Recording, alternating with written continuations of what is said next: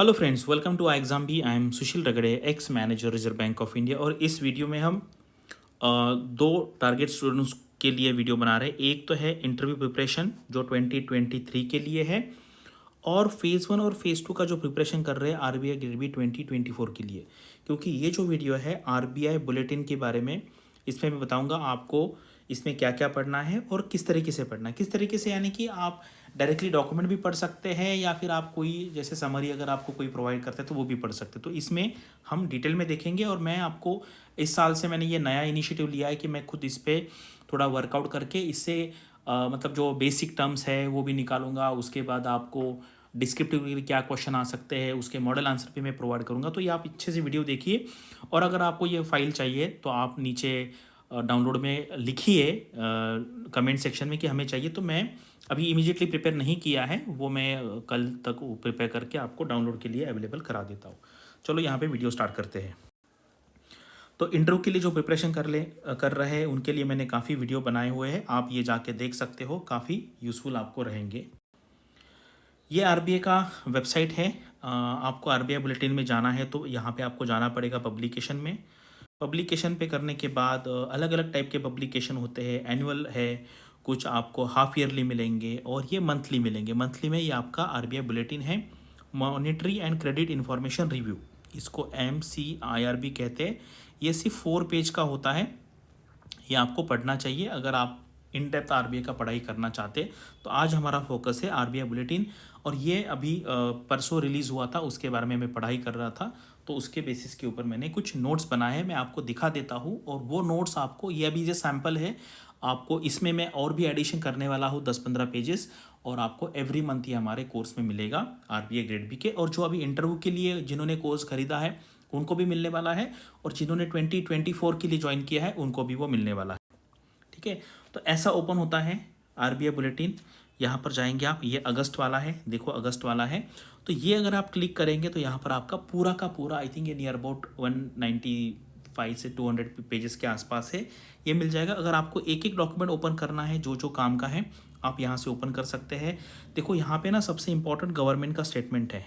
कभी भी एमपीसी का जो मीटिंग होता है उसका यहाँ पर गवर्नमेंट का स्टेटमेंट आ जाता है। Monetary policy statement, resolution of the monetary policy committee अगस्त 8 से लेकर 10, उसके बारे में है ये। Statement of development of regulatory bodies policies के बारे में है। स्पीचेस होते हैं यहाँ पर, तो ये सारा आपको पढ़ना है। और आर्टिकल्स भी देखो, स्टेट ऑफ द इकोनॉमी है, shifting tides, growing influence of non bank investment in G sec market in India, exogenous shocks and India's growth performance post कोविड-19। देखो ये डायरेक्टली ना, ये क्वेश्चन जो है डीईपीआर में है या जनरलिस्ट में डायरेक्टली क्वेश्चन आते हैं। तो कभी कभी हमें लगता है कि यार क्वेश्चन कहाँ से आएंगे। तो जिसको ये हॉबी हैबिट है आरबीआई बुलेटिन पढ़ने की, उसको ऐसा कभी नहीं होगा कि उसके पास कंटेंट नहीं रहेगा। और मैं आपको इस बार दिखा दूंगा मैंने कितने अच्छे तरीके से किया है। कभी कभी होता है ना, हमने काम किया और हमें ही बहुत अच्छा लगता है, तो उस तरीके का मेरा फीलिंग है। तो आप देखने के बाद आपको डेफिनेटली पता चलेगा। और वो मैंने पूरा एग्ज़ाम ओरिएंटेड उसमें अप्रोच रखा है नोट्स निकालने में। तो आपको, आप देख लीजिए और आप खुद बताइए मुझे आपको वो देख के कैसा लग रहा है। ठीक है, ये देखो ये मैंने बनाया हुआ है। अगर आपको हमारे कोर्स में ज्वाइन करना है, क्योंकि ये जो है मैं अभी सब सैंपल दिखा रहा हूँ, इसमें और भी एडिशन होगा। ये नियर अबाउट 8 पेज का है।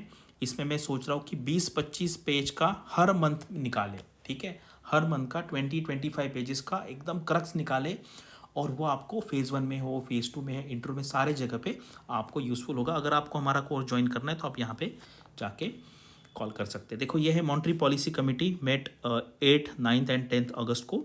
यहाँ पर यू विल गेट समरी मिलेगा, एक्सप्लेनेशन ऑफ इंपॉर्टेंट टर्म्स है, and some descriptive questions along with the model answer. ठीक है, आप मुझे बताओ आपको ये कैसे लगा है, क्योंकि बहुत इस पर मेहनत हुआ है। Very useful for RBI grade B phase 2 interview, NABARD का grade A phase 2 and interview. ठीक है, ऑथर ये मेरा नाम है।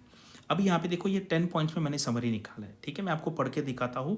यानी कि इतना करेंगे आप ना तो इससे बहुत फ़ायदा होगा, क्योंकि इतना 200 पेज का कोई पढ़ेगा नहीं। तो आपको ये समरी बहुत इंपॉर्टेंट है।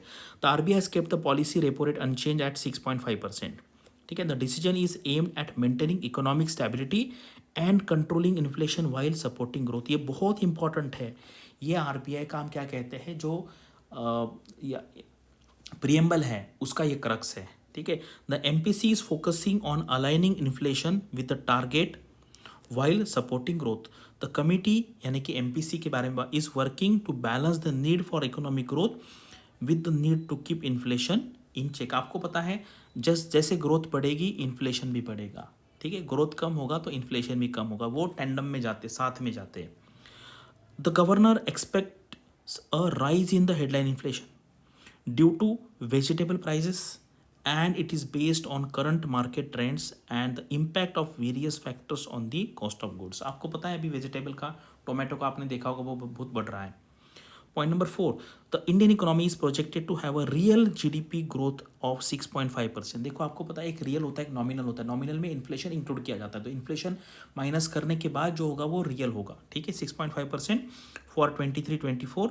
This projection indicates a positive outlook for the Indian economy in coming years, यानी कि अच्छा साइन है। Point number 5, the RBI has implemented the ICRR। मैं बताऊंगा, हाँ आगे जाके मैंने कहा ना ये इंपॉर्टेंट टर्म्स है, मैं बताऊंगा कि क्या होता है। Of 10% to manage liquidity and the purpose is to absorb surplus liquidity in the system and maintain the financial stability, ठीक है। Question number 6, the Indian financial sector is stable with sustained growth in a bank credit and low levels of non performing asset. ये अच्छा sign है, credit growth हो रहा है यानी कि डिमांड हो रही है, बिजनेस ग्रो हो रहा है एंड NPA भी कम है। This shows the resilience of the Indian financial sector and its ability to withstand economic shocks. आपको पता है इकोनॉमिक शॉक्स बहुत आ रहे हैं लेकिन स्टिल हमारी इकोनॉमी अच्छा परफॉर्म कर रही है। Point number 7, the RBI is enhancing the regulatory framework for financial benchmark administration and IDF NBFC, ठीक है। This is aimed eight improving the accuracy and integrity of financial benchmarks and enhancing the capacity for infrastructure financing. ये जो सारी term है ना, IDF है, ICRR है, वो आगे मैंने एक्सप्लेन किया हुआ है। पॉइंट नंबर 8 है, the RBI plans to introduce greater transparency in interest rate reset of floating interest rate loan. ये क्या है नीचे एक्सप्लेन किया हुआ है। And it is intended to provide borrowers with the clearer understanding of their loans terms and conditions. देखो explanation भी यहाँ पे दिया हुआ है, अच्छे तरीके से एक्सप्लेनेशन दिया, ऐसा मुझे नहीं लगता किसी ने प्रोवाइड किया होगा आपको। देखो एक्सप्लेनेशन क्या है, ये जो पॉइंट है 8 नंबर का उसका एक्सप्लेनेशन दिया हुआ है। The Reserve Bank of India is working on a plan to make the process of adjusting interest rate on floating interest. Floating यानी कि जैसे आपका रेपो रेट कम जाता होगा उसके थ्रू वो कम जाता होता है, उसको कहते हैं floating. Loans more transparent. Floating interest loans are loans where the interest rate can change over time. Fix भी होता है, फ्लोटिंग भी होता है, लोग अपने अपने रिस्क एपेटाइट के हिसाब से उसको हम कम ज़्यादा कर सकते। The RBI wants to make sure that when these changes happen they are clear and understandable for the people who have taken out the loans. This means that borrowers will have a better idea of how much they have to pay back and when these amounts might change. म्हणजे यानी कि आपको पता है ना, अगर आपने loan लिया है तो कब इंक्रूव होगा कब कम होगा वो आपको पता होना चाहिए। This part of the RBI's efforts to protect consumers and make sure they are treated fairly by financial institution। देखो ये जो लैंग्वेज है ना मैंने पर्पसफुली सिंपल रखा, यानी कि आप उसको अंडरस्टैंड कर सके और एग्जाम में डिस्क्रिप्टिव आंसर में लिख सके। और ये देखो क्या होता है, कभी कभी हम पूछते हैं इतने से क्वेश्चन आ गए, कितने क्वेश्चन आए, ऐसा नहीं होता है। होता क्या है, अगर आपका ब्रॉड अंडरस्टैंडिंग अच्छा है तो आप क्वेश्चन जो दिया हुआ है अच्छे से समझ पाओगे, जो एलिमिनेट कर पाओगे अच्छे से आंसर, उसका ये फ़ायदा है, ठीक है। Point number 9, the RBI aims to enhance digital payments experience by enabling conversational payment on UPI and offline payment using NFC technology. अब NFC टेक्नोलॉजी क्या है ये हमें पता होना चाहिए, मैंने यहाँ पे एक्सप्लेन किया है। The near field communication technology यानी कि NFC technology is a type of wireless communication technology that allows devices to share information when they are close to each other. Close में आने के बाद वो ऑटोमेटिक पेमेंट हो जाएगा। It's often use for a contactless payments where you can just tap your phone और card on a payment terminal to pay something without needing to insert your card or enter PIN. It is a quick, easy and secure way to make payments or share information between devices. ठीक है, अभी देखो यहाँ पर meaning है some important terminal. जैसे मैंने कहा ये अभी मैं यहाँ पे डिटेल में एक्सप्लेन नहीं करूँगा, आप पढ़ लीजिए, ये बहुत अच्छी तरीके से निकाला है। आप मैं चाहता हूँ कि आप मुझे कमेंट सेक्शन में इसके बारे में फीडबैक दें, यानी कि मैं और उसमें इंप्रूवमेंट करूँगा। The incremental cash reserve ratio क्या होता है, मॉनेटरी पॉलिसी कमेटी क्या है, शॉर्ट में मैंने एक्सप्लेन किया है, रेपो रेट क्या है, रियल जीडीपी ग्रोथ क्या होता है, एनपीए क्या है, करंट अकाउंट डेफिसिट क्या है, फॉरेन पोर्टफोलियो इन्वेस्टमेंट है, external commercial borrowing, foreign direct investment, forex reserve, मैंने कहा ना IDFC infrastructure development fund, purchasing manager index PMI. देखो ये डिटेल में क्या मैं आपको एक्सप्लेन करता हूँ। तो purchasing manager index PMI is a measure of economic health of manufacturing sector. It is based on 5 major indicators. इस टाइप का अगर कंटेंट आपको मिलेगा तब आप आंसर लिख पाएंगे। न्यू ऑर्डर्स कितने लिए हैं, इन्वेंट्री लेवल्स कितने हैं, प्रोडक्शन लेवल कितना है, सप्लाई डिलीवरीज कितनी हो रही है, एम्प्लॉयमेंट एनवायरमेंट क्या है। The PMI is calculated and release monthly by the various organisations around the world.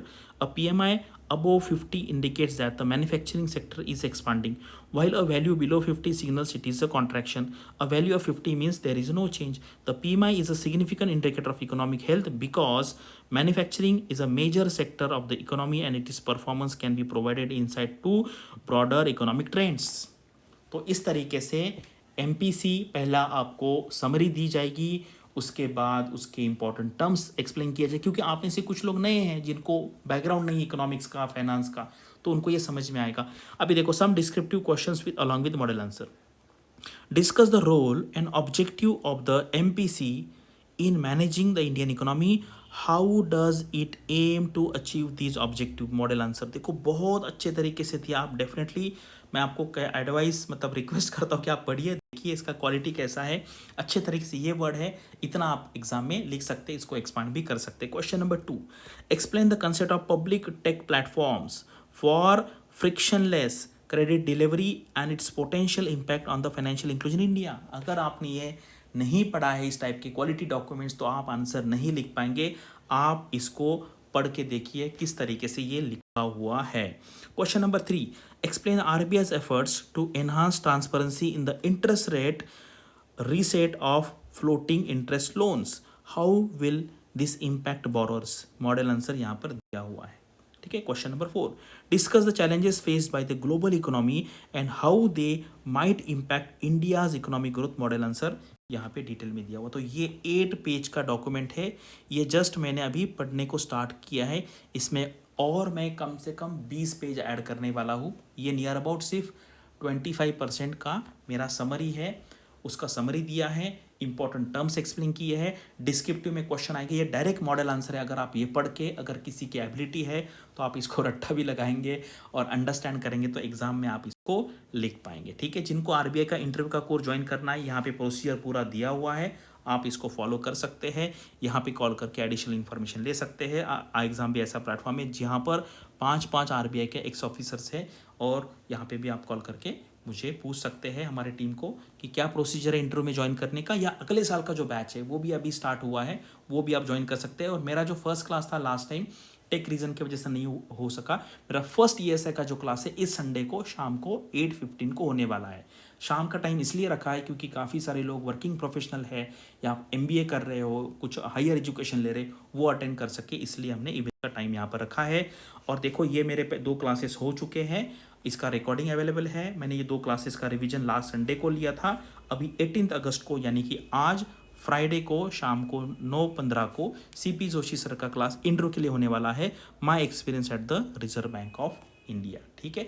और इसके साथ हैंड होल्डिंग कैसे होगा इंटरव्यू के लिए, अगले बैच के लिए, वो आपको जानना है तो आप वहाँ पे कॉल करके पूछ सकते। तो मुझे बताओ, मैं काफ़ी इंटरेस्टेड हूँ आपका ओपिनियन जानने में।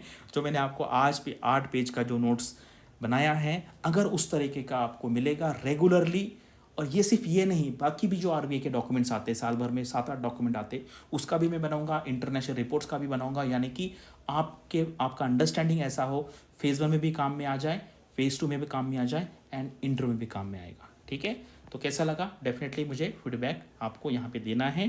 Thank you for watching this video and all the best for your studies and upcoming examinations.